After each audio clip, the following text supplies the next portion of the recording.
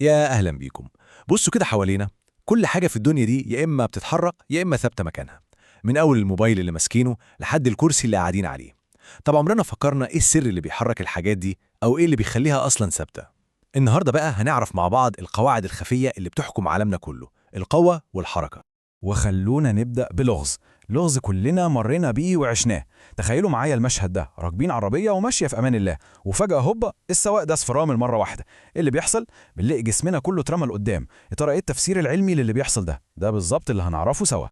وعلشان نحل اللغز ده لازم الأول نتعرف على بطل القصة كلها، القوة. القوة دي بمنتهى البساطة هي أي زقة أو أي شدة بتحصل لأي جسم. هي دي المحرك السري اللي بيخلي أي حاجة في الدنيا تتحرك أو تقف. طيب يلا بينا نشوف أول حالة معانا، وهي لما القوة اللي بتأثر على جسم معين تكون متوازنة ومظبوطة على الشعر.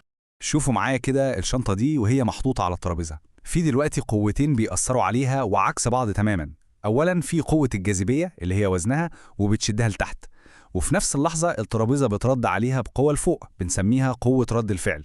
والقوتين دول قد بعض بالظبط وعكس بعض في الاتجاه، فالنتيجة إنهم بيكنسلوا بعض. الحالة دي بقى هي اللي بنسميها علمياً القوة المتزنة.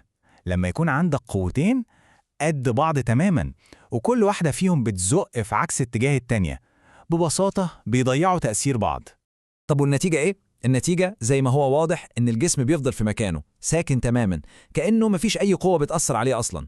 المحصلة النهائية للقوة صفر. طيب ده كلام جميل ومنطقي، بس السؤال بقى ايه اللي هيحصل لو الميزان ده اختل؟ يعني لو القوة دي ما بقتش قد بعض.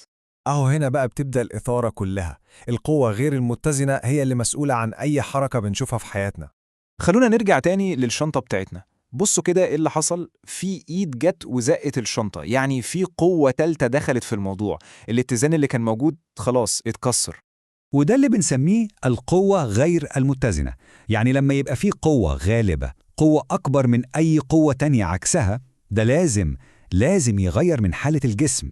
والنتيجة طبعا الجسم اتحرك ببساطة، لأن المحصلة المجموع الكلي للقوة ما بقاش صفر. في قوة هي اللي كسبت، فالجسم غصبا عنه اتحرك في اتجاه. حلو جدا. دلوقتي احنا جاهزين، معانا كل الخيوط اللي هتخلينا نرجع لمسرح الجريمة، أقصد طبعا لغز العربية، ونحله مرة واحدة وإلى الأبد. ركزوا معايا كويس في المشهد ده. العربية والصندوق اللي فوقها بيتحركوا سوا كأنهم قطعة واحدة بنفس السرعة. كل حاجة ماشية تمام وزي الفل. وفجأة فرامل. العربية نفسها وقفت بسبب قوة الفرامل. لكن نفكر لحظة، الصندوق اللي فوق ده هل فيه قوة وقفته هو كمان؟ لا. عشان كده الصندوق بيحاول يكمل في نفس طريقه بنفس السرعة اللي كان عليها، وده بالمل اللي بيحصل لجسمنا جوه العربية.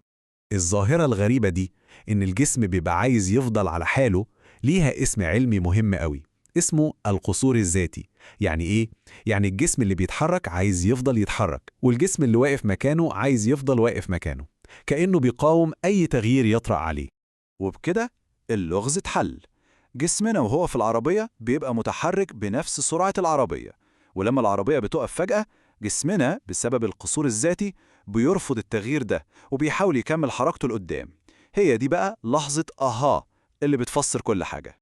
والأحلى من كل ده إن موضوع الكسور الذاتي ده مش مجرد ملاحظة وخلاص، لا ده طلع حجر أساس، قانون من ضمن قوانين أكبر بتفسر الحركة في الكون كله. وهنا بقى لازم ندي الفضل لصاحبه العبقري اللي لم كل الخيوط دي في ايده وفهم اللعبة كلها، السير إسحاق نيوتن. نيوتن هو اللي خد الملاحظات دي كلها وحطها في شكل قوانين واضحة غيرت فهمنا للكون.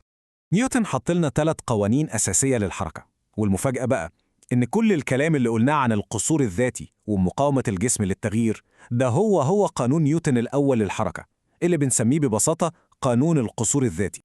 وفي النهاية أحب أسيبكم مع سؤال، أو ممكن نقول تحدي صغير. بعد ما فهمنا القصور الذاتي ده، حاولوا تلاحظوه في حياتكم اليومية. إيه تاني بيحصل حواليكم بسبب الظاهرة دي؟ فكروا فيها، هتلاقوها في كل حتة.